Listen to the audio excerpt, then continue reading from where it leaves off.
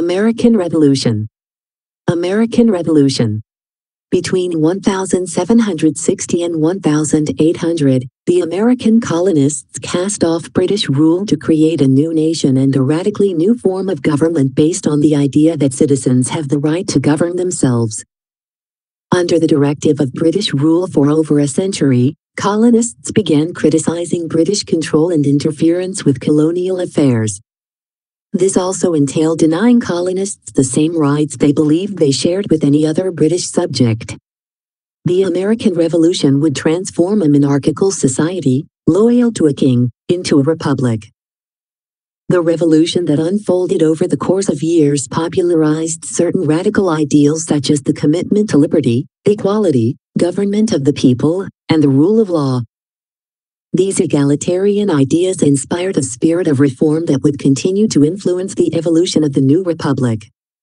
In 1763, in the interest of maintaining a more peaceful coexistence between the colonists and Native Americans along the western frontier, Parliament issued the Proclamation of 1763, forbidding American colonists to settle on Native American territory unless native right to the land had first been obtained by purchase or treaty.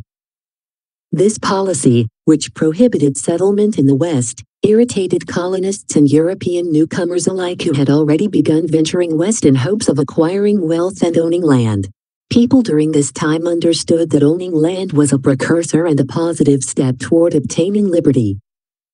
An even more contentious problem for Britain was the scramble for money, due in no small part to the great expense of fighting the French and Indian War, and for the further general support of the Empire.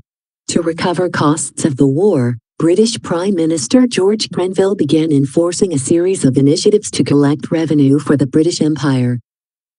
These included the Navigation Acts of 1764, the Sugar Act to tax sugar, the Currency Act to remove paper currencies from circulation, and the Stamp Act, which placed a tax on printed materials such as newspapers, pamphlets, almanacs, and even playing cards.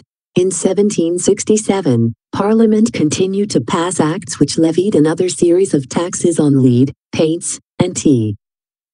As a result of decisions to impose taxes on the colonists, a group of Bostonians assaulted the home of Massachusetts Governor Thomas Hutchinson and ransacked everything within it.